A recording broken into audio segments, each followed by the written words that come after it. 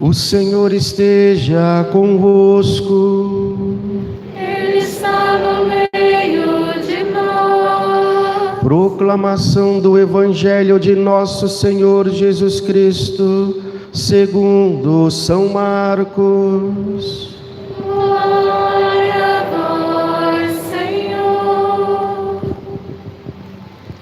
Naquele tempo, Jesus voltou para casa com seus discípulos e de novo se reuniu tanta gente que eles nem sequer podiam comer.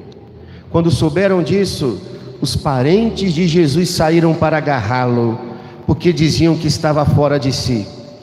Os mestres da lei que tinham vindo de Jerusalém diziam que ele estava possuído por Beelzebu e que pelo príncipe dos demônios ele expulsava os demônios. Então Jesus os chamou e falou-lhes em parábolas: como é que Satanás pode expulsar a Satanás? Se um reino se divide contra si mesmo, ele não poderá manter-se. Se uma família se divide contra si mesma, ela não poderá manter-se. Assim, se Satanás se levanta contra si mesmo e se divide, não poderá sobreviver, mas será destruído. Ninguém pode entrar na casa de um homem forte para roubar seus bens, sem antes o amarrar. Só depois poderá saquear sua casa. Em verdade eu vos digo, tudo será perdoado aos homens, tanto os pecados como qualquer blasfêmia que tiverem dito. Mas quem blasfemar contra o Espírito Santo nunca será perdoado, mas será culpado de um pecado eterno. Jesus falou isso porque diziam: ele está possuído por um espírito mau. Nisso chegaram sua mãe e seus irmãos. Eles ficaram do lado de fora e mandaram chamá-lo. Havia uma multidão sentada ao redor dele. Então lhe disseram: tua mãe e teus irmãos estão lá fora à tua procura. Ele respondeu: quem é minha mãe e quem são meus irmãos? E olhando para os que estavam sentados ao seu redor, disse: aqui estão minha mãe e meus irmãos. Quem faz a vontade de Deus, esse é meu irmão, minha irmã e minha mãe. Palavra da salvação. Glória a vós, Senhor.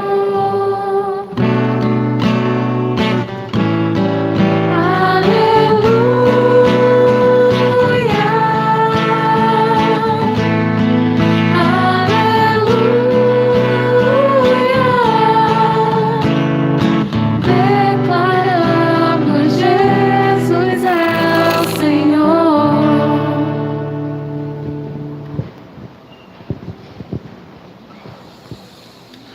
Caríssimos irmãos em Cristo, também os que nos acompanham na transmissão desta Santa Missa. No Evangelho de hoje, Jesus é acusado pelos mestres da lei de expulsar os demônios pela força de Beelzebu. Quem era Beelzebu dentro da religião judaica? Era considerado o príncipe dos demônios. E Jesus lhes questiona dizendo: como pode Satanás se voltar contra si mesmo? Desde o início de sua missão pública, Jesus realiza muitos milagres e expulsa os demônios das pessoas.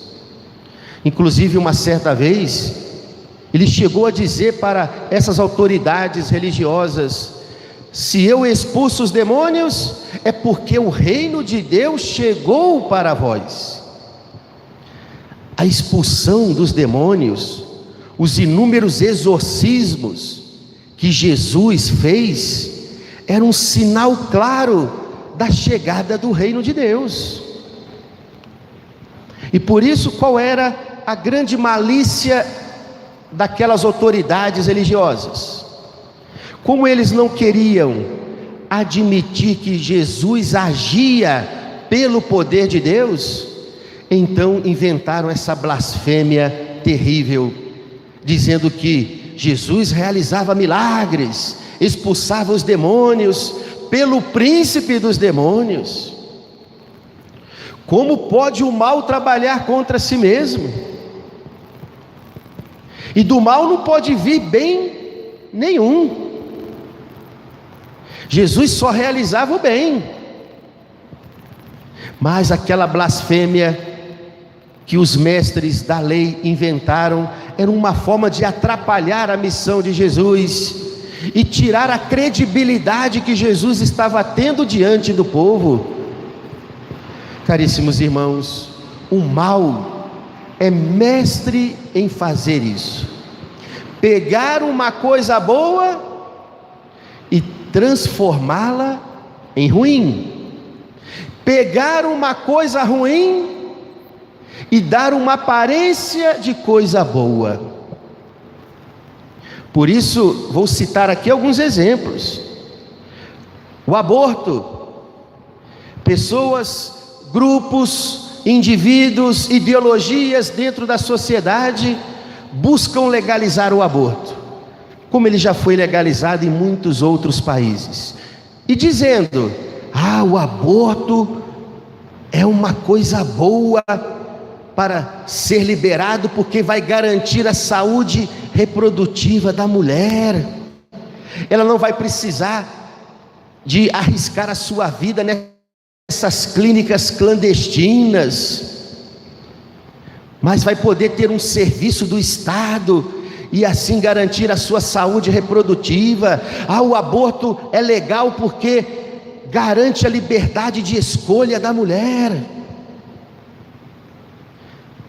Vamos liberar as drogas, porque se liberar as drogas vai diminuir o tráfico. Vai lá na Holanda, já foram? A Holanda foi o primeiro país da Europa que legalizou as drogas. Lá você anda pelas ruas, tem cabines, como se fossem cabines telefônicas, com uma mesinha para você sentar, fecha a cabine e usa a droga o quanto você quiser. Ninguém vai te incomodar, mas vai ver o índice de overdoses por causa das drogas, vai ver o índice de violência que tem naquele país. Mas a eutanásia precisa de ser legalizada. Você sabe o que é eutanásia? Quando aquele doente acamado, que não tem mais cura, que já está desenganado pela medicina, aí vem uma família, ou o próprio doente, se ele ainda tem consciência, autoriza que desligue os aparelhos e deixe ele morrer em paz. Porque a eutanásia é uma forma de libertar o doente de tantos sofrimentos. A igreja deveria aprovar o casamento entre homossexuais. O importante é o amor, o importante é ser feliz. Mas esse negócio de castidade aí já está ultrapassado. O sexo livre, sem compromisso, é importante para as pessoas se conhecerem antes de se casar. Olha aí, o demônio é mestre em fazer de suas ações más como se fossem coisas boas, e fazer com que os mandamentos de Deus, que é o melhor para nós, serem vistos como coisas ruins, como coisas, segundo o grande filósofo ateu da Idade Moderna, Nietzsche, disse: essa questão de mandamentos é para tirar a liberdade do ser humano, é para impedir o ser humano de ser feliz plenamente. Olha, caríssimos irmãos, Jesus falou para aqueles mestres da lei que isso é um pecado contra o Espírito Santo, e um pecado que nunca terá perdão. Por quê? Atribuir ao demônio aquilo que é de Deus, ou fazer de uma ação má como se fosse algo bom. É a inversão da ordem dentro da sociedade, é a inversão dos valores. Você pegar uma coisa boa e dizer que aquilo é ruim, e você pegar uma coisa ruim e dizer que aquilo é bom para o ser humano, porque o ser humano tem a sua liberdade de escolha.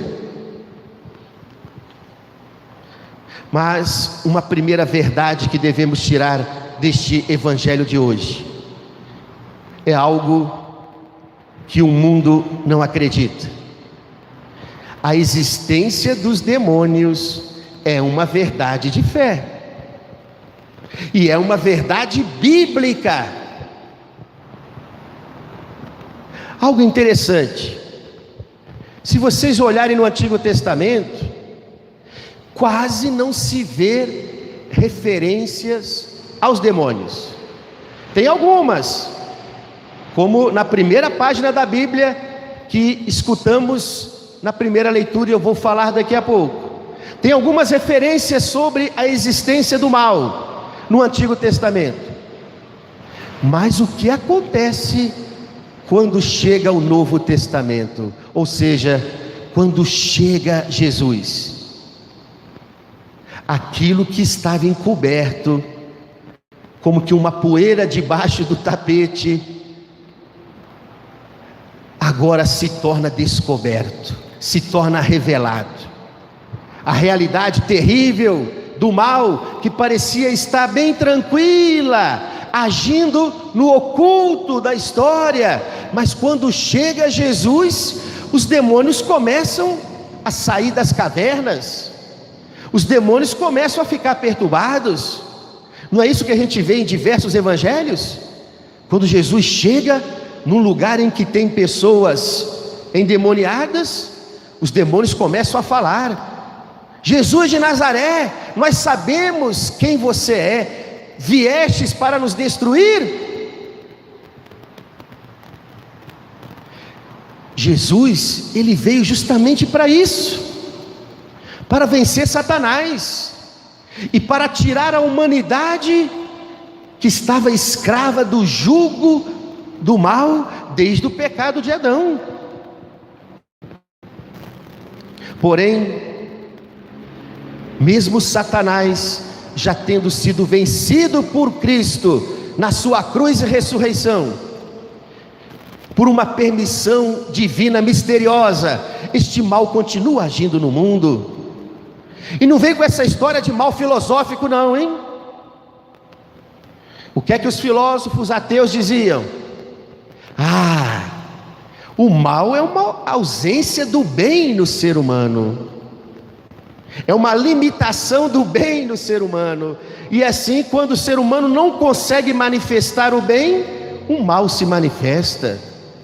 Caríssimos irmãos, a gente percebe ao longo da história certas maldades que o ser humano faz, que são tão hediondas, que não tem como o ser humano por si só realizar certas maldades.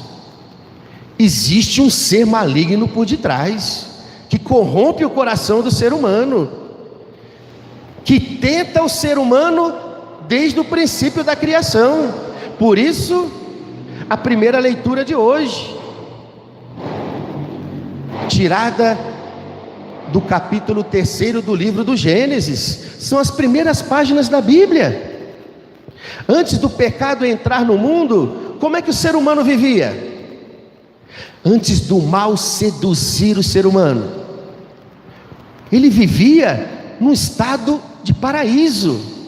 Paraíso aqui não como um lugar florido, com anjos tocando harpas, os animais em harmonia com o homem.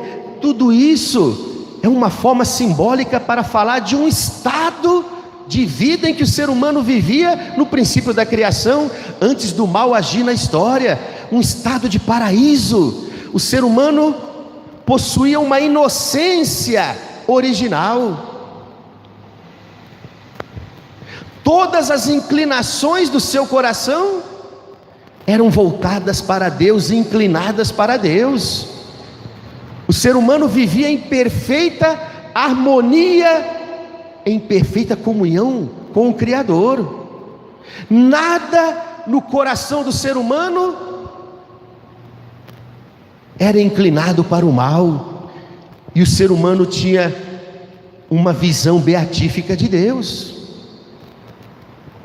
É assim que era o estado de paraíso no princípio da criação, essa perfeita amizade entre o Criador e a sua criatura. Mas depois que o mal, simbolizado pela serpente, tenta e faz o ser humano cair no pecado, Adão passa a se esconder de Deus. Deus já não é mais o amigo do homem, o homem passa a ter Deus como seu inimigo, começa a fugir de Deus. E assim, o homem pela primeira vez tem vergonha da sua nudez. Por quê? Porque deixou o mal entrar no seu coração, perdeu o estado de inocência, perdeu a pureza original. O ser humano, a partir do pecado de Adão, passa a viver dentro de si um verdadeiro campo de batalha no seu coração, entre o bem e o mal. Quem é que não enfrenta essa batalha, hein?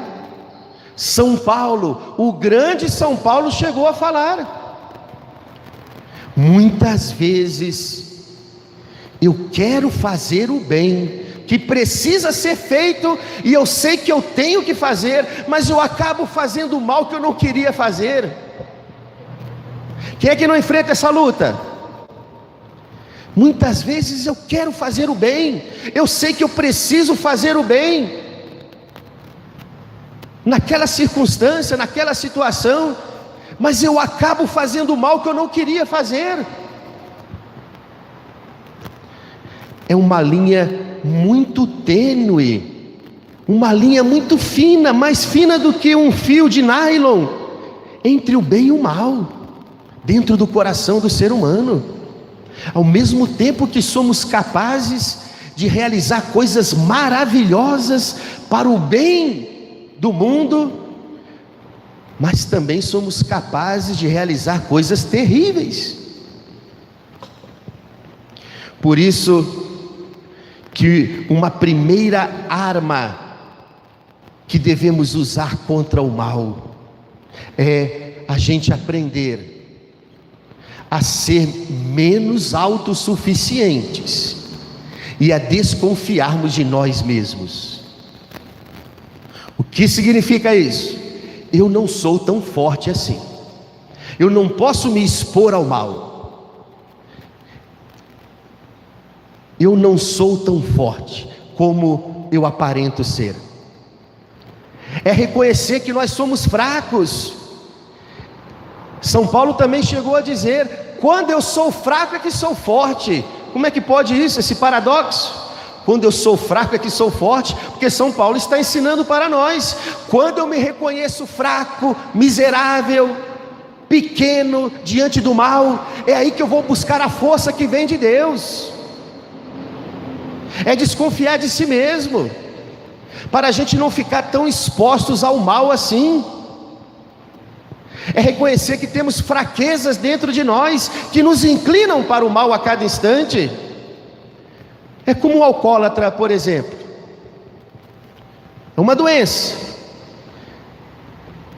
O alcoólatra, para ser tratado como qualquer doente, primeira coisa que ele tem que fazer é reconhecer que está doente. Eu estou doente e preciso de ser tratado, preciso de ajuda. E aí ele busca toda a ajuda necessária, vive anos na abstinência. Mas qual vai ser a sua regra de vida? Desconfiar de si mesmo, evitar o primeiro gole a cada dia, porque ele sabe que é fraco, que ele tem esse vício e vai ter a vida inteira, e por isso ele precisa tomar cuidado, ele precisa vigiar. Se ele passar em frente a um bar, um colega lhe chamar: vem aqui meu irmão, eu sei que você parou de beber, mas você vai tomar uma Coca-Cola e eu vou tomar a minha bebida. Só de ele sentir o cheiro do álcool, ali ele vai se render de novo àquele vício.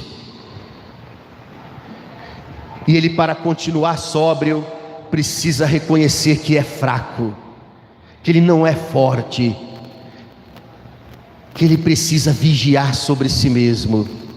É a primeira arma contra o demônio, desconfiar de si mesmo. E por isso, por não sermos tão fortes assim, precisamos que o Cristo, ele exerça sobre a nossa vida cada vez mais o seu senhorio. Talvez nós cristãos, a gente nunca vai experimentar em nossa vida a realidade que a igreja chama de uma possessão do mal. Alguém que se torna possesso, tomado pelo mal. É claro, uma pessoa do bem, uma pessoa que segue Jesus, uma pessoa que busca andar no caminho do bem, mesmo com as suas fraquezas, nunca vai ser possuído pelo mal. Mas a gente deve admitir, justamente porque somos fracos, que acabamos permitindo que o mal nos afete, que o mal nos atinja de muitas maneiras, e por isso que pecamos, porque a gente é fraco, e é justamente por sermos fracos que precisamos daquilo que Jesus disse em forma de parábola no final do evangelho de hoje, quando ele fala: ninguém rouba os bens de uma casa enquanto ela está bem guardada por um homem forte, ao menos que este homem seja amarrado, assim o ladrão poderá saquear os seus bens. Quem é esse homem forte?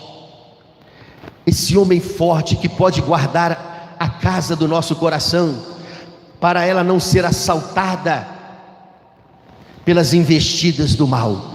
Esse homem forte na parábola é o Cristo. É o Cristo, e só pode ser o Cristo, porque somente o Cristo pode vencer o mal em nossa vida. Se o mal age no mundo por uma permissão divina, misteriosa, mas ele sabe que o seu tempo está contado, ele sabe que em breve ele não poderá mais agir.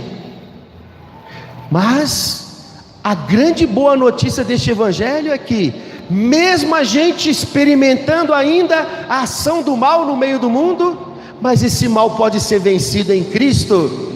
Em Cristo podemos ser libertos de todo o jugo do mal. Assim, precisamos que o Cristo seja todos os dias na nossa vida como este homem forte a guardar a casa do nosso coração. Sem o Cristo em nossa vida, jamais sairemos do jugo de Satanás. Padre Gabriel Amorte chegou a falar, ele que foi o maior exorcista desses tempos, já falecido há alguns anos, trabalhou no Vaticano com vários papas.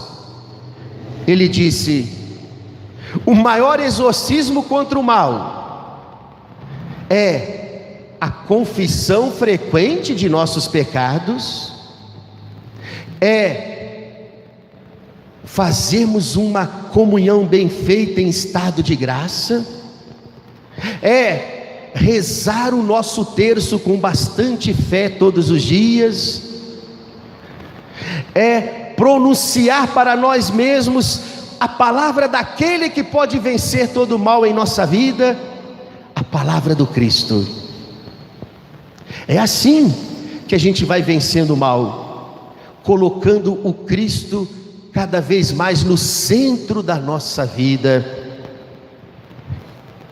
São Paulo nos falou na segunda leitura de hoje, escrevendo aos Coríntios, a segunda carta aos Coríntios: o nosso homem novo, o homem interior, deve ir se renovando a cada dia, para que a graça de Deus seja abundante em nossas vidas. Essa batalha que o cristão enfrenta, hein? Quando é que o homem novo nasceu dentro de nós? no dia do nosso batismo, o homem novo que nasceu configurado ao Cristo. Esse homem novo, todos os dias precisa de ir se renovando na graça de Deus, para que o homem velho não volte a ressurgir em nossa vida, porque o homem velho está querendo a cada momento nos dominar. É como aquela história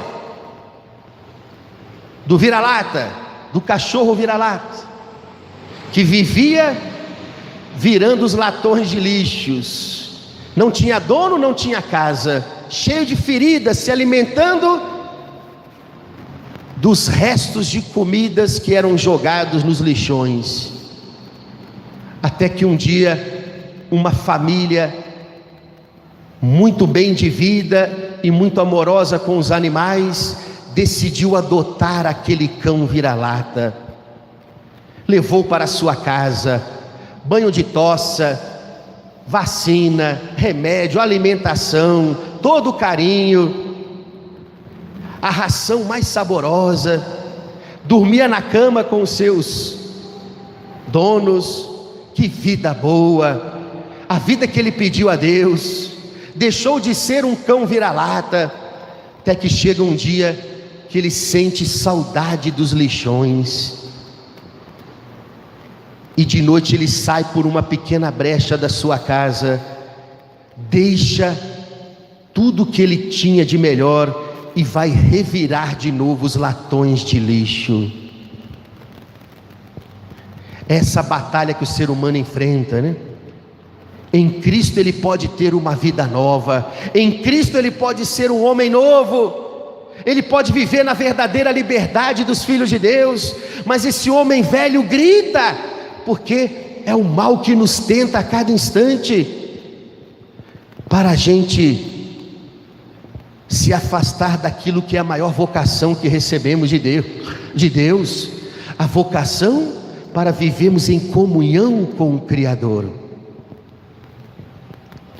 Que Cristo seja cada vez mais o guarda da nossa casa, porque somente nele podemos vencer o mal. Ninguém está entregue ao mal, ninguém.